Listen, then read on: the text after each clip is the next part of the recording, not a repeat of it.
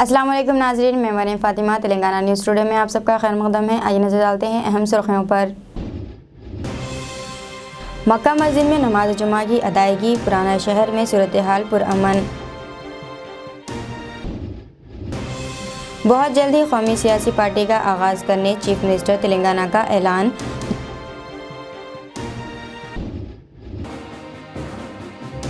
जरचल्ला में भयानक सड़क हादसा, 3 मजदूर हलाक।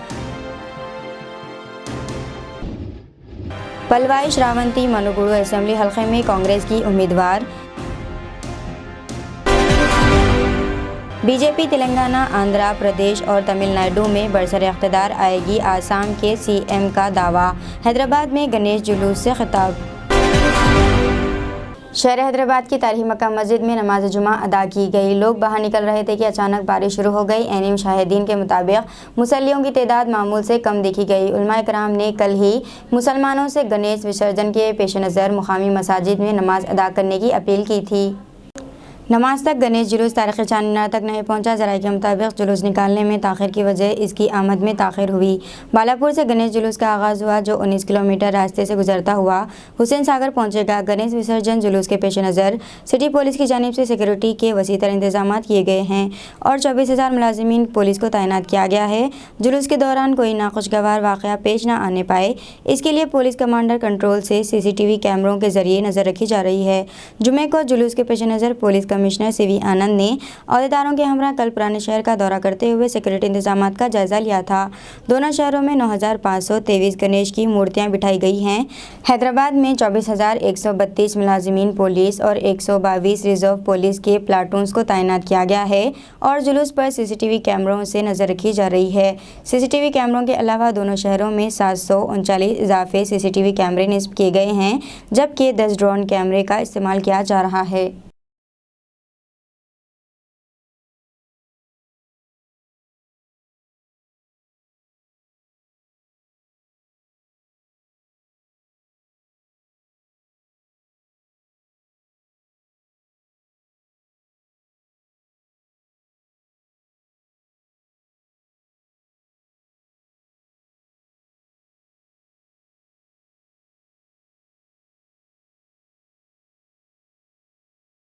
तेलंगाना राष्ट्र समिति TRS के सरबराह चीफ मिनिस्टर के चंद्रशेखर राव की जानिब से जल्द ही एक नई कौमी सियासी पार्टी का आगाज़ करने का इम्कान है। कौमी सियासत में इनके शानदार दाखिले का बाकायदा ऐलान जल्द ही किया जाएगा और इस तारीख़ी तक़रीब का मुकाम तेलंगाना का दारुल हुकूमत होगा। पार्टी ज़राए ने इशारा किया है कि चंद्रशेखर राव पर दबाव बढ़ रहा है कि वो चीफ मिनिस्टर की हैसियत से तेलंगाना हुकूमत की सरबराही जारी रखते हुए कौमी सियासत में अहम किरदार अदा करने की तारीख़ी ज़रूरत को पूरा करें। इत्तलात है कि इस महीने की 11 तारीख को साबिक़ चीफ मिनिस्टर कर्नाटक कुमारस्वामी हैदराबाद आने वाले हैं। हुक्मरान जमात के रुकन असम्बली बालाका समन ने मीडिया से बातचीत करते हुए कहा है कि मुल्क की अवाम मुतबादिल ताकत के मुंतज़िर हैं। 8 సంవత్సరాలుగా ఈ దేశంలో ఏ ఒక్క వర్గానికి న్యాయం చేయకుండా అన్ని వర్గాల వారిని నట్టేట ముంచుతూ ఒక రాక్షస పాలనను ఈ దేశంలో భారతీయ జనతా పార్టీ కేంద్రంలో కొనసాగిస్తూ ఉన్నది. రైతులకు గాని, దళితులకు గాని, గిరిజనులకు, ఆదివాసీలకు, మైనారిటీలకు, యువతకు, మహిళలకు దేశంలో ఏ వర్గానికి కూడా కేంద్రంలోని భారతీయ జనతా పార్టీ ప్రభుత్వం చేసిందేమీ లేదు. చేయకపోగా దేశంలోని సోషల్ ఫ్యాబ్రిక్ ని మన ఫౌండింగ్ ఫాదర్స్ చేసినటువంటి దేశంలోని పటిష్ట ప్రజాస్వామిక పునాదుల్ని, ప్రజాస్వామ్యబద్ధంగా నడవాల్సినటువంటి వ్యవస్థల్ని అన్నిటిని కూడా ధ్వంసం చేస్తూ దేశాన్ని 100 సంవత్సరాల వెనుకకు తీసుకొని పోతున్నటువంటి ఒక చేతగాని దద్దమ్మల అసమర్థ పరిపాలన భారతీయ జనతా పార్టీ నరేంద్ర మోడీ నేతృత్వంలో భారతదేశంలో కొనసాగుతూ ఉంది. ఇటువంటి తరుణంలో ఈ దేశాన్ని కాపాడడానికి, ఈ దేశ ప్రజానీకాన్ని బతికించుకోవడానికి, ఈ దేశంలోని వ్యవస్థల్ని కాపాడుకోవడానికి ఖచ్చితంగా నడుము కట్టాల్సినటువంటి సమయం, సందర్భం ఆసన్నమైంది అనేటటువంటిది అన్ని వర్గాల నుంచి మేధావులు, కవులు, కళాకారులు, రచయితలు, యువత, మహిళలు, రైతులు, దళిత, గిరిజనులు, వ్యాపారస్తులు అన్ని వర్గాల నుండి ఏకోన్ముఖంగా వినిపిస్తున్నటువంటి మాట. కశ్మీర్ నుంచి కన్యాకుమారి వరకు, ఆసేతు హిమాచలం, ఈ దేశాన్ని బ్రతికించేవారు లేరా, ఈ దేశాన్ని కాపాడేవారు లేరా, ఈ దేశంలో ఇంత దుర్మార్గం జరుగుతుంటే ఈ దేశంలోని ప్రజానీకం భవిష్యత్తు కోసం ముందుకు నడిచేవారా లేరా అని చెప్పి ఆశగా చాలా మంది ఎదురు చూస్తున్నటువంటి సందర్భం ఈ 8 సంవత్సరాలు మనం చూస్తా ఉన్నాం.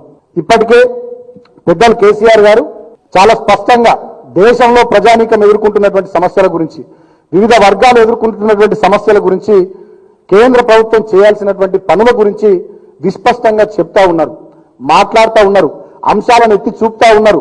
అయినప్పటికీ కూడా కేంద్రంలో ఉన్నటువంటి ప్రభుత్వం దున్నపోతు మీద వానబడ్డట్టుగా వ్యవహారం చేస్తూ ఉన్నది తప్పితే దేశ ప్రజల శ్రేయస్సు, దేశం యొక్క భవిష్యత్తును దృష్టిలో పెట్టుకుని పనిచేస్తలేదు. దానికి నిదర్శనమే పడిపోతున్న జీడిపి కానీ, పెరిగిపోతున్నటువంటి నిరుద్యోగిత రేటు కానీ, డాలర్తోని తగ్గిపోతున్న రూపాయి మారకం విలువ కానీ, పెరుగుతున్నటువంటి ధరలు, నిత్యావసర వస్తువుల ధరలు కానీ, అదేవిధంగా 12 లక్షల కోట్లు వాళ్ళ దోస్తులకు, కార్పొరేట్ గద్దలకు మాఫీ చేసినటువంటి రుణాలు కానీ, దేశంలోని చాలా మంది వ్యాపారస్తులు వాళ్ళంతా కూడా దేశాన్ని విడిచి వెళ్లిపోతున్నటువంటి సందర్భం కానీ, ఈ దేశంలో రైతాంగాన్ని 13 నెలల పాటు 750 మంది చనిపోయేటట్టు వాళ్ళకు వ్యతిరేకంగా నల్ల చట్టాలు చేసినటువంటి సందర్భాలు కానీ, ఇటువంటి చాలా విషయాలు, మత విద్వేషాలు పెచ్చరిల్లుతున్నటువంటి తీరు కానీ, ఇటువంటి చాలా విషయాలు ఇవాళ మనం చూస్తూ ఉన్నటువంటి తరుణంలో దేశంలోని అన్ని వర్గాల ప్రజలు, మేధావులు, అదేవిధంగా వివిధ పార్టీల వాళ్ళు, వివిధ సంఘాల వాళ్ళందరూ కూడా కేసీఆర్ గారితో నిరంతరం సంప్రదింపులు జరుపుతూ ఉన్నారు, మాట్లాడుతూ ఉన్నారు.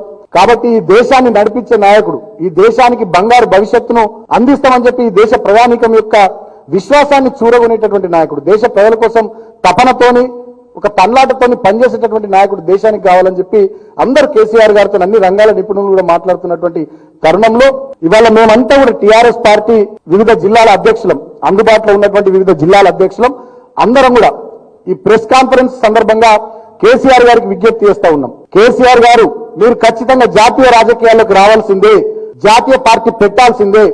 ఈ దేశంలో దుర్మార్గపు పరిపాలన, రాక్షస పరిపాలన అంతమై దేశ ప్రజానీకానికి భారతీయ జనతా పార్టీ పీడ విరగడ కావాల్సిందే. దానికోసం మీరు ఖచ్చితంగా నడుం కట్టి ముందుకు నడవాల్సిందే.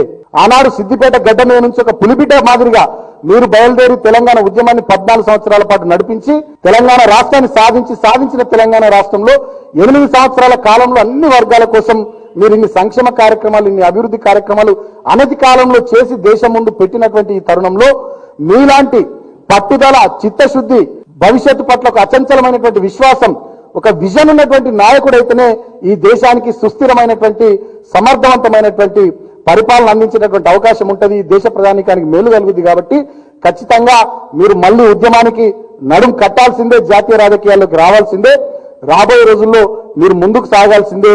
మీ వెనకాల ఖచ్చితంగా ఈ తెలంగాణ ప్రజానీకం, భారతదేశ ప్రజానీకం మేమంతా కూడా మీ వెనకాల ఉంటామని చెప్పి ఇవాళ కేసీఆర్ సార్కు విజ్ఞప్తి చేస్తా ఉన్నాం.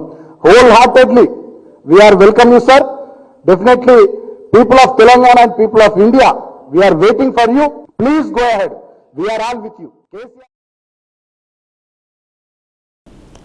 जिले महबूबनगर के जड़चल्ले में रोनुमा भयानक सड़क हादसे में 3 मजदूरों की मौत वाक़ई हो गई है। ये हादसा बोइनपल्ली मौजू में नेशनल हाईवे पर कल रात पेश आया। मालूम हुआ है कि दही रोजगार जमानत स्कीम के तहत बाज़ मजदूरों को नेशनल हाईवे पर पौधे लगाने के लिए ले जाया गया था। जिले महबूबनगर के जड़चल्ले में रोनुमा भयानक सड़क हादसे में 3 मजदूरों की मौत वाक़ई हो गई है। ये हादसे में मल्ले बोइनपल्ली मौजू में नेशनल हाईवे पर कल पेश आया। मालूम हुआ है कि दही रोजगार जमानत स्कीम के तहत बाज़ मजदूरों को नेशनल हाईवे पर पौधे लगाने के लिए ले जाया गया था।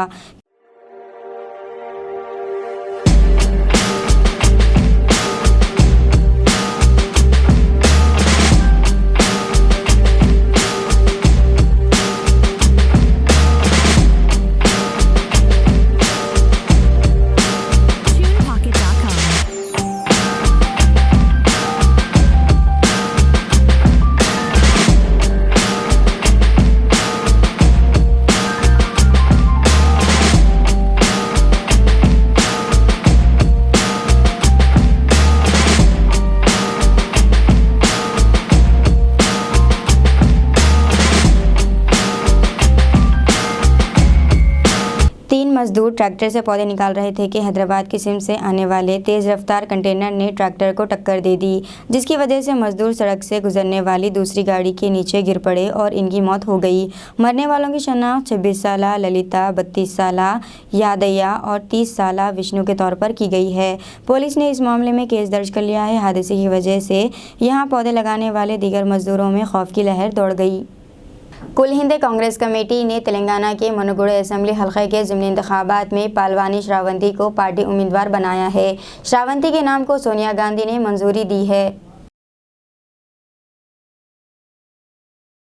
पार्टी ने सरकारी तौर पर उम्मीदवारों का ऐलान कर दिया है। वाज़ेह है कि इस हलके से साल 2018 के इंतखाबात में कांग्रेस टिकट पर कोमट रेड्डी राजगोपाल रेड्डी ने कामयाबी हासिल की थी, लेकिन चंद दिन कबल राजगोपाल रेड्डी ने कांग्रेस और असेंबली की रुकनीत से मुस्तफ़ी हो गए, जिसके बाद ये हलका खाली हो गया और बहुत जल्द यहाँ ज़िमनी इंतखाबात मुनक़द होने वाले हैं। आसाम के चीफ मिनिस्टर हेमंत बिस्वा शर्मा ने दावा किया है कि बीजेपी तेलंगाना, आंध्र प्रदेश और तमिलनाडु में बरसर इक़्तिदार आएगी। वो आज हैदराबाद के मौज़म जाही मार्केट में गणेश रैली से खिताब किया। इन्होंने कहा है कि वो गणेश की तक़रीब देखने भाग्यनगर आए हैं। इन्होंने कहा है कि हिंदुस्तान में हिंदुओं की मौजूदगी की वजह से सेकुलरिज्म है। इन्होंने कहा है कि अगर नरेंद्र मोदी वज़ीर-ए-आज़म ना होते तो राम मंदिर की तामीर ना होती, और कहा है कि नरेंद्र मोदी हुकूमत ने मुल्क के अवाम का दिल जीत लिया है। इन्होंने कहा कि जिस तरह बीजेपी शुमाली रियासतों में बरसरे इक़्तिदार आई थी, इसी तरह वो तेलंगाना, आंध्रा और तमिलनाडु रियासतों में भी इक़्तिदार में आएगी। हिंदुस्तान सिर्फ सनातन धर्म की वजह से तरक्की करेगा। इन्होंने मज़ीद कहा कि हिंदू धर्म ज़िंदगी के तरीक़े बताता है। इस प्रोग्राम में मरकज़ी वज़ीर किशन रेड्डी और दीगर ने शिरकत की। నిమజ్జనోత్సవానికి ముఖ్య అతిథిగా అస్సాం ముఖ్యమంత్రి గారు మన గణేష్ ఉత్సవాల్లో పాల్గొంటారు. ఈ ఉత్సవాల్లో పాల్గొనడానికి ముందు హోటల్ రాడిసన్ గచ్చిబౌలిలో ప్రెస్ కాన్ఫరెన్స్ పెడుతున్నాం. అక్కడ వారు విషయాలు మాట్లాడతారు. వారు రేపు సాయంత్రం మళ్ళీ ఇక్కడి నుంచి పోతారు. రేపు ఉదయం నుంచి ఈ గణేష ఉత్సవాల్లో పాల్గొంటారు. ప్రెస్ కాన్ఫరెన్స్ అయిన తర్వాత కాచిగూడ స్టేషన్ దగ్గర శ్యాంబాబా టెంపుల్ దర్శనం చేసుకుంటారు. లంచ్ చేసుకొని 2 గంటలకు చార్మినార్ స్టేజ్ దగ్గర భాగ్యలక్ష్మి టెంపుల్ దగ్గర స్టేజ్కు గణేష్ ఉత్సవాలకు గణేష్ విగ్రహాలకు స్వాగతం పలుకుతారు. తర్వాత 4 గంటలకు వినాయక్ చౌక్ మోజంజాయ్ మార్కెట్ स्टेज దగ్గర सुप्रीम कोर्ट ने आज केरला के सहाफ़ी सिद्दीक़ कपन की दरख्वास्त ज़मानत मंजूर कर ली है। 2 साल बाद इनकी रिहाई के लिए राहें हमवार हुई हैं। वाज़ेह है कि इलाहाबादी हाई कोर्ट के फैसले को चैलेंज करने वाली केरला के सहाफ़ी सिद्दीक़ कपन की दरख्वास्त ज़मानत पर आज समाअत हुई, जिसके बाद अदालत आज़मा ने इनकी ज़मानत को मंजूर कर ली। इलाहाबाद हाई कोर्ट की लखनऊ बेंच ने 3 अगस्त को सहाफ़ी सिद्दीक़ कपन की दरख्वास्त ज़मानत नामंजूर कर दी थी। वाज़ेह है कि माह अक्टूबर साल 2020 में सिद्दीक़ कपन को इस वक्त गिरफ़्तार किया गया था जब वो एक दलित लड़की की इज्तिमाई इस्मत रेज़ी और क़त्ल वाक़े की रिपोर्टिंग रियासत उत्तर प्रदेश के हाथरस जा रहे थे। मलियाती न्यूज़ पोर्टल एज़्यूमो खम के लिए आज़ादाना तौर पर काम करने वाले सिद्दीक़ कपन को मथुरा में एक टोल प्लाज़ा के करीब से गिरफ़्तार किया गया था। इस वक्त कार में सवार 3 दीगर अफराद और ड्राइवर को भी गिरफ़्तार कर लिया गया था। टैक्सी ड्राइवर समेत सभी के खिलाफ एक ही मुकदमा दर्ज किया गया था। इसके बाद 7 अक्टूबर 2020 को मथुरा ज़िले के मार्ट पुलिस स्टेशन में FIR दर्ज कर ली गई थी और इन्हें जेल भेज दिया गया था। सिद्दीक़ कपन इस वक्त मथुरा जेल में क़ैद हैं। ज़ेरे अदालत ने ज़मानत नहीं मिलने के बाद कपिन ने इलाहाबादी हाई कोर्ट से रुजू किया था। ताहम जस्टिस कृष्णा पहल की सिंगल बेंच ने इनकी दरख्वास्त ज़मानत को मुस्तरद कर दिया। बादअज़ां वो सुप्रीम कोर्ट से रुजू हुए।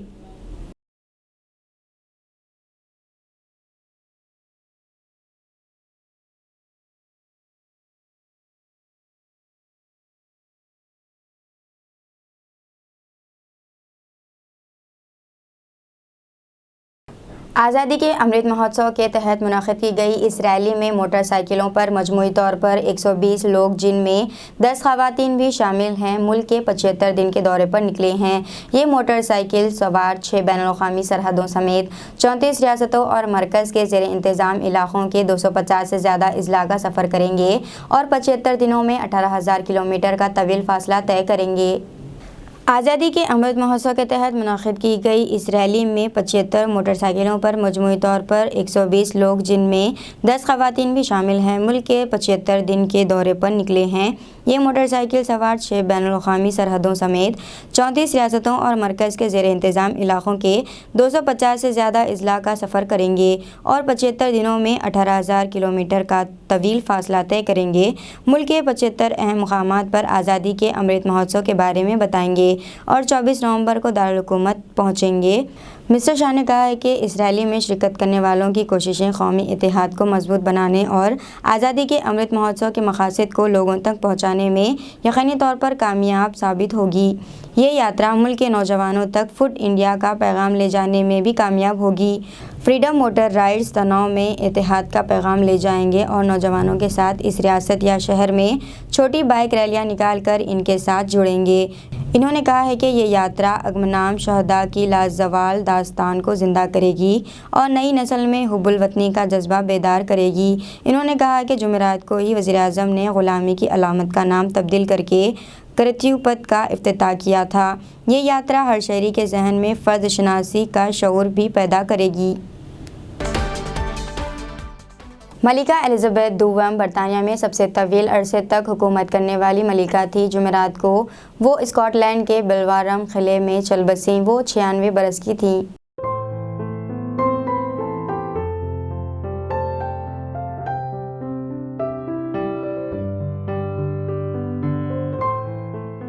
वाज़ेह है कि ये वही मलिका हैं जिन्हें आसिफ जाह साबिक़ नवाब मीर उस्मान अली ख़ान बहादुर ने 300 हीरे जड़े हुए कीमती हार तोहफ़ा दिया था।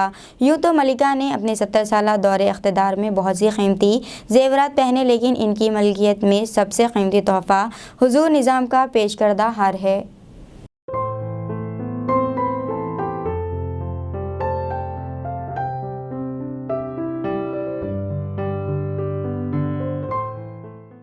कांग्रेस पार्टी के सदारती इंतखाबात का ऐलान हो चुका है। पार्टी के सदारती इंतखाबात 17 नवंबर को होंगे। नतीजे का 2 दिन बाद ऐलान किया जाएगा। पर्चा नामजदगी 24 से 30 सितंबर तक वसूल किए जाएंगे। कांग्रेस की अगली क़यादत कौन करेगा, इस सवाल का अभी तक कोई वाज़ेह फ़ैसला नहीं किया गया है। कांग्रेस की सरकर्दा लीडर राहुल गांधी ने इशारा दिया है कि इन्हें सदारत से मुकम्मल तौर पर नहीं हटाया गया है। राहुल गांधी ने कहा है कि एक ऐसे वक्त में जब पार्टी की सूफों में बेतरपे शिकस्तों और अहम लीडरों की रुखसती के बाद जोश व खरोश ख़त्म हो रहा है, पार्टी ने नई आसामियों को पुर करने के लिए भारत जोड़ो यात्रा का आगाज़ किया है। 2024 के इंतखाबात में बीजेपी को सख्त टक्कर देने के लिए ये सफ़र तमिलनाडु के कन्याकुमारी से कश्मीर तक जारी रहेगा, जिसकी क़यादत राहुल गांधी कर रहे हैं। इन 2 मुद्दे हैं, बेरोजगारी और प्राइस राइज, और ये सबको मतलब यूनानिमसली ये लोग कह रहे हैं।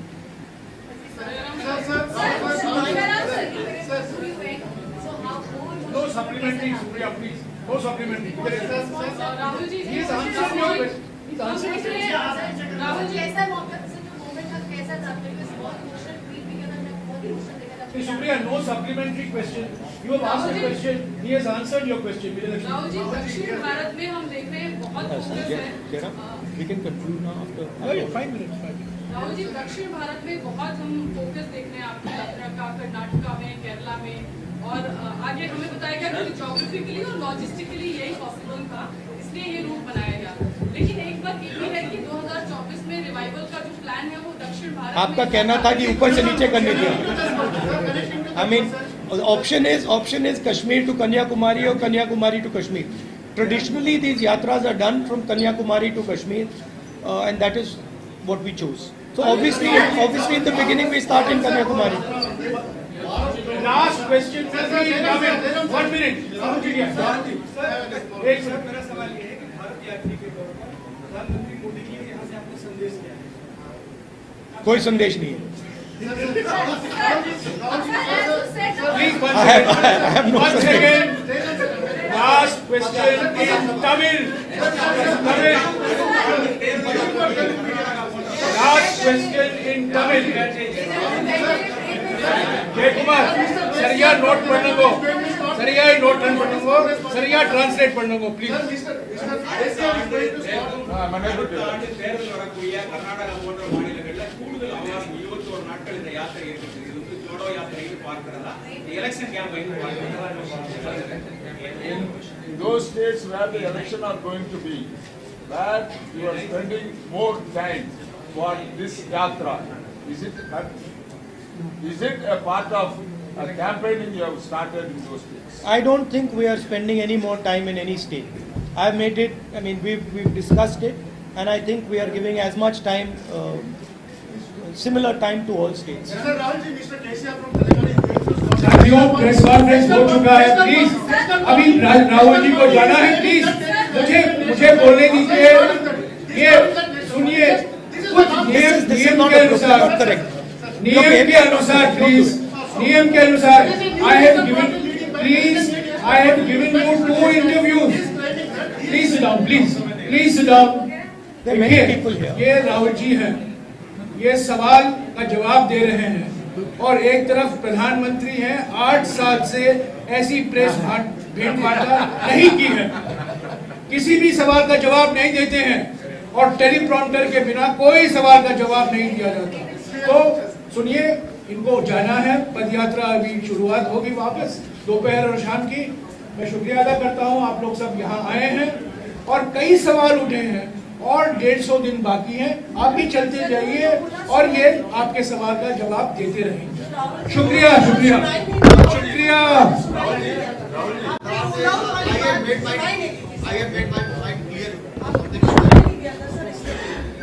That is the only question that you are interested in, and I understand it. I said that the President's election will take place.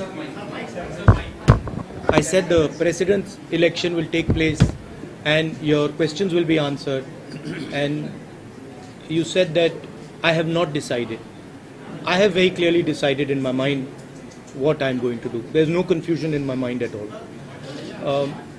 One thing I'd like to also say about this yatra. Of course, this yatra has a Congress party political element to it, and it has to, because it is a Congress party yatra and there are many people who are working in it. But I agreed to join this yatra partially because I believe in the ideals of the Congress party, and I think that it's important that those ideals are spread in the country, and partially because I thought that this would be a very good experience for me personally. I think it's a powerful thing to do, not just from the political standpoint, but from a personal standpoint. It's not an easy thing to do, and I thought it would be worthwhile to do that from a personal journey perspective. So for me it is both these things. Of course, these days in politics that's not fashionable, so it's a different way of thinking about things, it's a different way of looking at things, but hopefully I will get some understanding about myself and some understanding. Maujam जही market में आसाम के वज़ीर आला हेमंत बिस्वा शर्मा ने गणेश विसर्जन तकरीब से खिताब कर रहे थे कि इस मौके पर इन्होंने तेलंगाना हुकूमत पर तनकीद करते हुए कहा है कि रियासत में सिर्फ एक ही ख़ानदान बाप बेटी और बेटे की हुकूमत है। इसी दौरान मुकामी टीआरएस लीडर नंद किशोर ने स्टेज पर पहुंचकर माइक छीनने की कोशिश की, जिसके सबब इलाके बेगम बाजार में कुछ देर के लिए कशीदगी का माहौल देखा गया। भाग्यनगर उत्सव समिति के लीडरों ने फ़ौरन ही इस शख्स को वहां से हटा दिया। पुलिस ने फौरी तौर पर इस शख्स को हिरासत में ले लिया। टीआरएस लीडर तलासानी यादव ने इस वाक़े की मजम्मत करते हुए कहा है कि आसाम के चीफ मिनिस्टर को गणेश निमज्जन के मौके पर कब क्या कहना है वो भी नहीं मालूम। इन्होंने मज़ीद कहा है कि बीजेपी हैदराबाद के अमन व अमान को बर्बाद करने की कोशिश कर रही है। इन्होंने ये भी कहा है कि टीआरएस ऐसी फ़िरका परस्त हुकूमत को कुचल देगी। इनके हमरा होम मिनिस्टर महमूद अली भी मौजूद थे। तलासानी ने वाज़ेह किया है कि हैदराबाद में इंतशार फैलाने ही चीफ मिनिस्टर आसाम को बुलाया गया है। మార్కెట్ ఎన్టీఆర్ మార్క్ హ్యాబిట్స్ కానివ్వండి, ఇట్లా ఎల్బీ నగర్, కుకట్పల్లి, నల్గొండ చౌరస్తా కలుపుకొని 19 ప్రాంతాలలో స్టేజ్ గవర్నమెంట్ ఏర్పాటు చేసింది. మైక్ గవర్నమెంట్ ఏర్పాటు చేసింది. బాధ్యత గల వ్యక్తి ఏ పర్పస్ పైన వచ్చిండో ఆ పర్పస్ మాట్లాడితే బాగుంటుంది. కానీ ఇంత దరిద్రమైనటువంటి లాంగ్వేజ్ మాట్లాడడం అనేది దాన్ని తీవ్రంగా ఖండిస్తున్నాం. అక్కడికే ఆడ మాట్లాడుతున్నటువంటి సందర్భంలో మరి ఆయన వల్గర్గా మాట్లాడినటువంటి భాషను దృష్టిలో ఉంచుకొని అక్కడ స్థానికంగా ఉన్నటువంటి ప్రజలు తిరగబడమే కాకుండా మైక్ కూడా లాక్కునే ప్రయత్నం జరిగిందనేది మాకున్న ఇన్ఫర్మేషన్ ఇప్పుడు. బట్ ఏది ఏమైనప్పటికీ చాలా బాధాకరం. నిన్న కూడా గవర్నర్ గారు ఒక రాజ్యాంగ పదవిలో ఉన్నటువంటి గవర్నర్ పదవి మీకు తెలుసు. ఈరోజు గవర్నర్ని మరి నామినేట్ చేసినటువంటి పదవి అది. ఒక ఎలక్టెడ్ గవర్నమెంట్ మీద ఆమె మాట్లాడుతున్నటువంటి భాషను కూడా మనం ఎస్టర్డే చూసినాం. కానీ ఇంత విచ్చలవిడితనం బాధ్యతారహితంగా వీళ్ళు ఈ విధంగా ప్రవర్తించడం అనేది సర్వ సభ్య సమాజం కూడా మరి సిగ్గుపడుతుంది. ఒకటి ఏంటంటే మీరు బాధ్యత గల పౌరులుగా బాధ్యత గల మరి రాజ్యాంగ పదవిలో ఉన్నటువంటి వ్యక్తులుగా బాధ్యతగా ఉండాలి. గవర్నర్ అంటే సర్టన్ లిమిటేషన్స్ ఉంటాయి. ఆమె పరిధిలు దాటి ఏది పడితే అది మాట్లాడుతుంది. రెండోది, ఇప్పుడు ఒక అస్సాం చీఫ్ మినిస్టర్ గారు హైదరాబాద్ సిటీలో వినాయక చవితి మరి ఉత్సవాలు ఎంతో గ్రాండ్గా 9 రోజుల నుంచి చాలా అంగరంగ వైభవంగా బ్రహ్మాండంగా జరుగుతున్నాయి.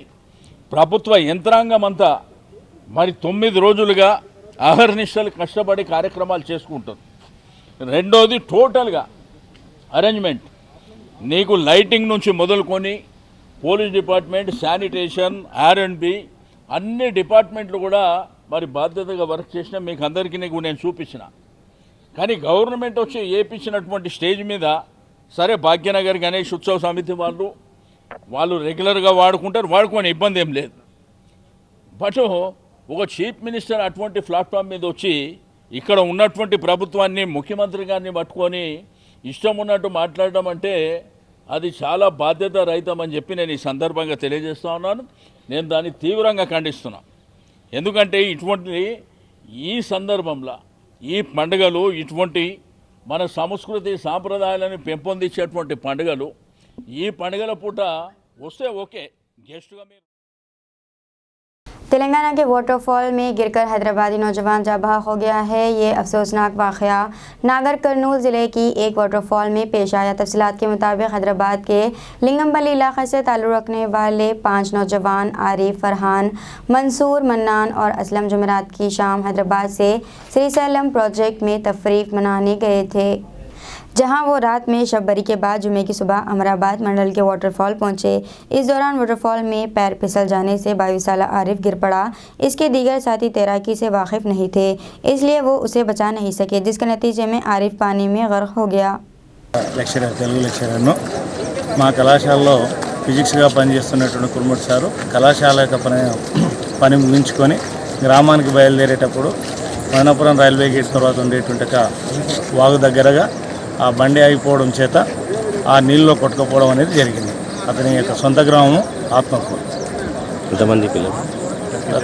ఆయనకు 2 పిల్లలు, 2 ఆడపిల్లలు, ఒక మగ పిల్లలు ఉంటారు. మొత్తం 3 పిల్లలు.